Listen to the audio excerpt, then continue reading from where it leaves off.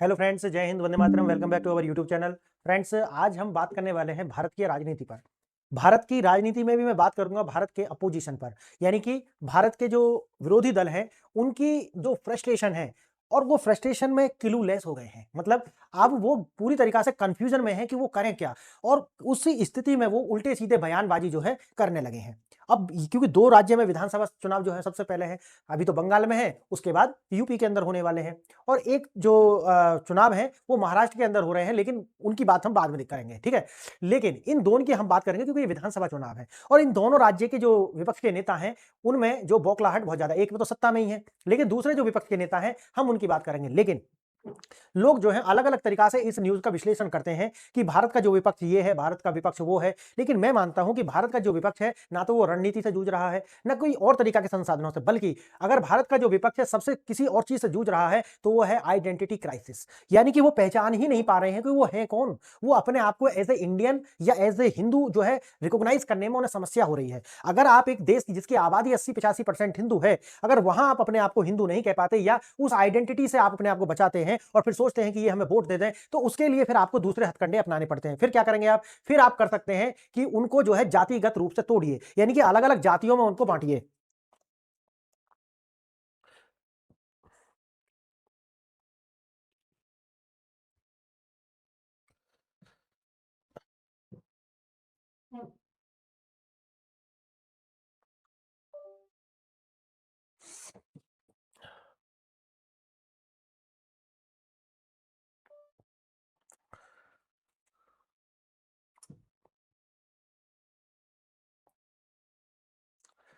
तो आज का जो विपक्ष है वो किसी और चीज से नहीं, वो आइडेंटिटी क्राइसिस से जूझ रहा है। इसीलिए वो अपने आप को, अपनी वो आइडेंटिटी जो है, जो जनसंख्या 85% जिस एक मत को फॉलो करती है, उसके लिए फिर अगर आप उस आइडेंटिटी से बचते हैं और आपको वोट लेना है तो फिर आप उसको स्प्लिट करना चाहते हैं। फूट डालो, फूट, वो अंग्रेजों वाली जो नीति है ना, फूट डालो शासन करो, तो फूट डाल करके शासन, फिर क्या करेंगे? जातियों के आधार पर उनको बांटिए, फिर एक एट्रोसिटी लिटरेचर लाइए और उसको थोपना शुरू कीजिए, देखो देखो तुम इनसे अलग हो। लेकिन वो जो बड़ा खतरा है, पूरा जो बड़ा वाला जो खतरा है उन पर, उसको वो अनदेखा करते हैं। वो कहते हैं नहीं नहीं ऐसी कोई चीज है ही नहीं, समझ गए? तो इसलिए फिर आप समाज को फूट डालते हैं, और जब आप समाज में फूट डालते हैं तो आप नकारात्मक राजनीति कर रहे होते हैं। इसीलिए नकारात्मक राजनीति जो है वो चलने वाली है नहीं। क्यों? क्योंकि आज समय है सोशल मीडिया का। आज से पहले ये राजनीति भारत में खूब चली है। कैसे चली है? कि भाई आप जो है मुसलमान को जो है ऐसे बनाकर रखिए कि अरे ये तो क्या है, भाई अल्पसंख्यक है, इनकी बात हर जो है, हिंदू को जो है आप नीचे रखिए, उनकी कभी बात मत कीजिए, उनके हित की बात मत कीजिए। लेकिन जैसे ही मुसलमान की बात आए तो ऐसा करिए जैसे कि भाई क्या हो गया, समझ गए? ये तो इतना दमितर, इतना कुचला है, उसे जो है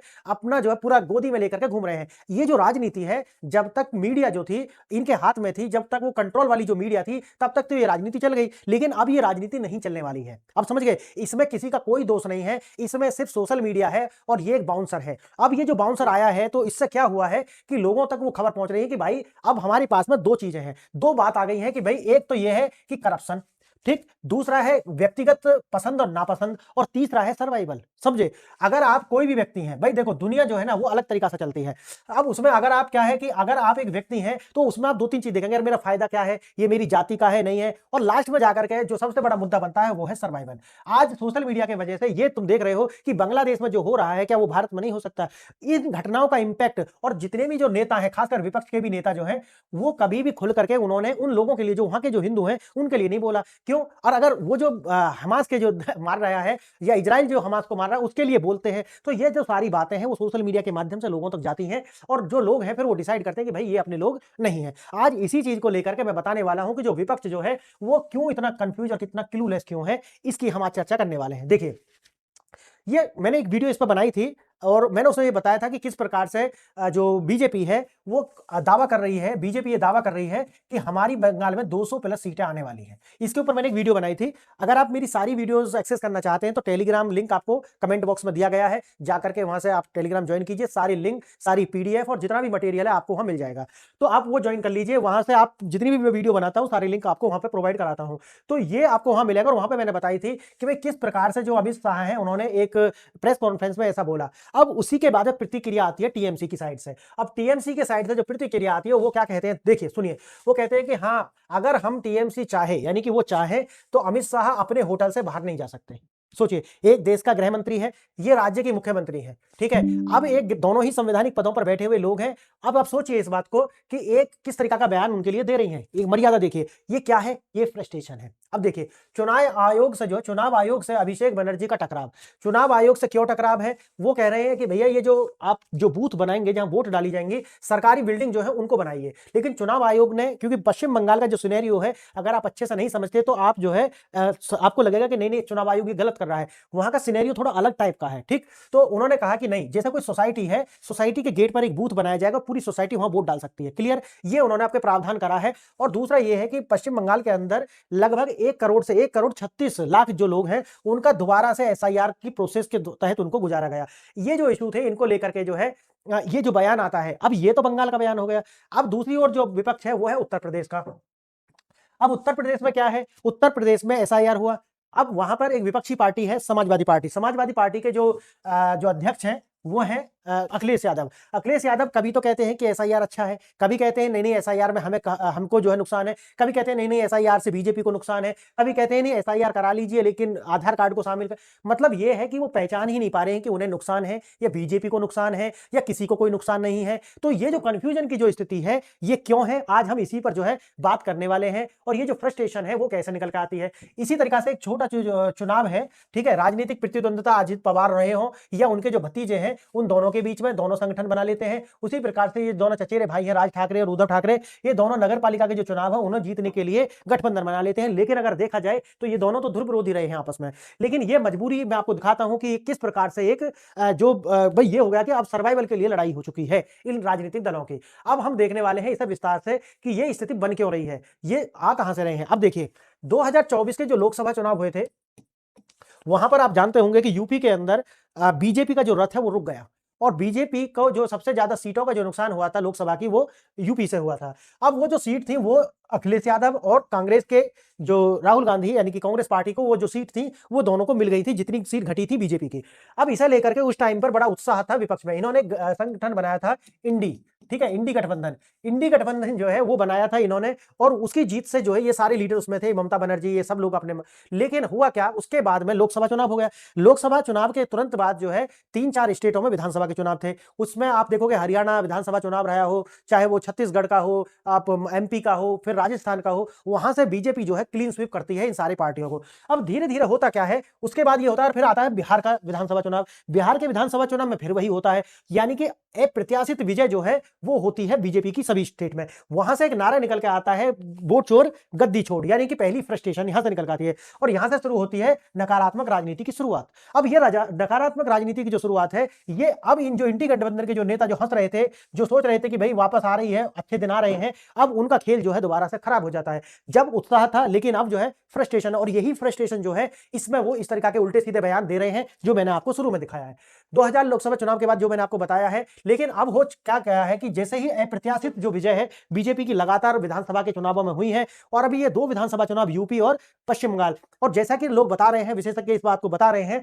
कि पश्चिम बंगाल के अंदर और यूपी के अंदर भी दोबारा से बीजेपी सरकार जो है अच्छे बहुमत के साथ आ रही है। जो मैंने कल भी एक वीडियो बनाई थी, तो 200 प्लस सीट वो लेकर के आ रहे हैं और इसी तरीका से यूपी में भी 300 प्लस सीटें जो है बीजेपी की आने वाली हैं। तो ऐसा विशेषज्ञ जो है बता रहे हैं। अमित शाह फैक्टर, रणनीति जो विपक्ष जो है उसमें उलझ गई है।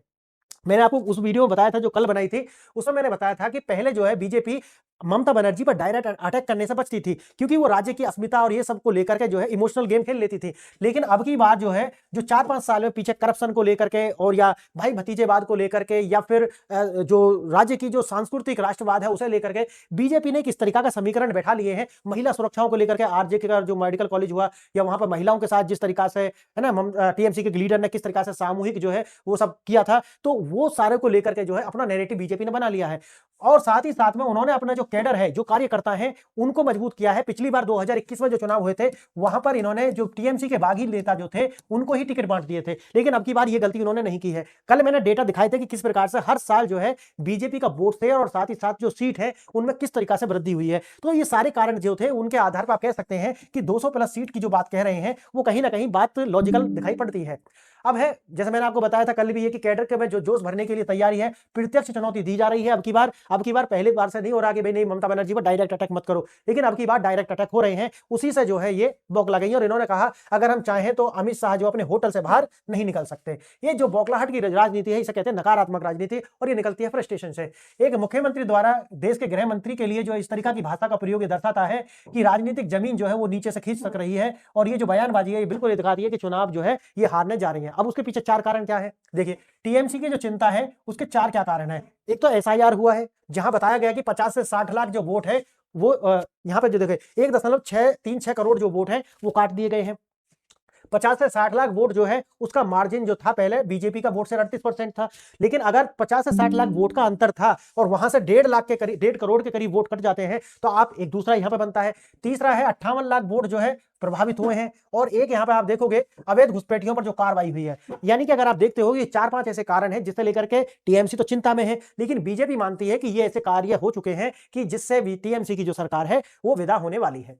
बूथ पर संग्राम, जैसे मैंने आपको शुरू में बताया कि टीएमसी चाहती है कि जो बूथ हैं वो सरकारी बिल्डिंग्स के अंदर होने चाहिए, लेकिन जो इलेक्शन कमीशन है वो कहता है कि नहीं, जो आपकी जो पूरी की पूरी बंगाल के अंदर पहले से भी वो डरा धमका करके जो वोटिंग कराई जाती है या कह दिया जाता है कि आप वोट डालने मत जाइए। इस तरीका का लोग जो है अलग अलग चर्चा करते हैं, जितने भी विशेषज्ञ होते हैं उनका आप टीवी पर डिबेट सुनते होंगे, वो इस तरीका की चर्चा करते हैं। लेकिन अब उन्होंने कहा कि देखो बाहर हम क्या करेंगे, जो सोसाइटी होगी उसके गेट पर ही बूथ बना दिया जाएगा, लोग अपने घरों से निकलेंगे और जाकर के पोलिंग बूथ में वोट करके फिर अपने घर आ जाएंगे, दूर जाना नहीं पड़ेगा, समझ गए, ताकि ये जो लोग बीच में खड़े हुए हैं वो उनको धमकाएं और या तो वोट डालने से मना करें या फिर अपने पक्ष में डलवाने के लिए उनको धमकाएं, ऐसा लोग और ऐसा मानते हैं। ठीक है, अभिषेक बनर्जी जो है वो कह रहे हैं कि मैं इलेक्टेड हूं और तुम सेलेक्टेड हो। किससे कह रहे हैं? इलेक्शन कमीशन से। तो वो कह रहे हैं कि भैया मैं इलेक्टेड हूं। अब बात इस पर एक अलग वीडियो आ जाएगी कि इलेक्टेड आज कैसे होते हैं, उसका क्या है वो, ठीक है, मैं कभी और बात करेंगे इस पर। उत्तर प्रदेश में एसआईआर का चक्र भी वही फिर दोबारा से आप आते हैं हम उत्तर प्रदेश में। उत्तर प्रदेश में जो मैंने आपको शुरू में बताया कि जो अखिलेश यादव हैं वो फंसे हुए हैं इस चक्रव्यूह में, उन्हें समझ नहीं आ रहा कि भाई ये जो एसआईआर है ये मेरे पक्ष में है या मेरे विपक्ष में हुआ है। अब इसे लेकर के कभी तो वो कहते हैं कि भाई जो एसआईआर है वो सही है, कभी कहते हैं कि इससे तो बीजेपी के वोट कटेंगे। अब देखिए आप एक एक देखिए, जैसे पहले वो क्या कहते हैं, हम एसआईआर नहीं होने देंगे, शुरू में कहते हैं कि हम एसआईआर होने ही नहीं देंगे, जब उसका बिहार वाला जो रिजल्ट आता है उस टाइम पे। फिर दूसरा इनका दूसरे चरण में एसआईआर करवा लो लेकिन आधार कार्ड को जोड़ दो, यानी कि अब इन्होंने दूसरी बात बदल दी। फिर तीसरी बात पर आते हैं, ये तीसरी बात में कहते हैं कि यह वोट काटने की प्रक्रिया है, साजिश के तहत सपा के वोट काट रहे हैं। अब किसे क्या पता भाई ये सपा का वोटर है किसका है, ठीक है। फिर आते हैं पांचवा बयान, इनका चौथा बयान आता है योगी जी ने एक बयान दिया था अपने कार्यकर्ताओं को, जो वो प्रोत्साहित कर रहे थे, तो उन्होंने कहा था कि भैया थोड़ा सक्रिय हो जाए नहीं तो हमारे ही वोट कट जाएंगे। तब इन्होंने तुरंत कहा कि नहीं भाजपा के 50-60 हजार वोट हर बूथ से कट रहे हैं। अब फिर दोबारा से क्या कह रहे हैं, 1.1 करोड़ लोग जो है नए वोट जुड़ने से जो है बीजेपी को जो फायदा हो जाएगा। मतलब उन्हें पता नहीं चल रहा कि हो क्या रहा है, मतलब वो कंफ्यूजन में है। तो एक यहाँ पे भी जो कंफ्यूजन क्रिएट है, ये टाइमलाइन दिखाती है कि कैसे एक ही मुद्दे पर बार बार जो है वो सपा प्रमुख जो है वो अपना स्टैंड बदल रहे हैं। इससे पता चलता है कि बिल्कुल क्लूलेस हो गए हैं, गुमराह हो गए हैं, पता ही नहीं है। अब तीसरा जो केस है वो है महाराष्ट्र का, ठीक है, जो वहाँ के पंचायती जो चुनाव है वो हो रहे हैं। आगामी निगम जो नगर निगम के जो चुनाव है, विशेष रूप से जो बीएमसी, ठीक है। अब महाराष्ट्र में राजनीतिक अस्तित्व की लड़ाई के लिए दो ठाकरे बंधु जो हमेशा से एक दूसरे के प्रतिद्वंदी थे वो उन्होंने हाथ मिला लिए हैं, ठीक है, क्योंकि यहाँ पर सर्वाइवल की बात है। इसी तरीका से आप देखोगे तो ये चाचा भतीजे जो हैं दोनों के दोनों इन्होंने भी हाथ मिला लिए हैं।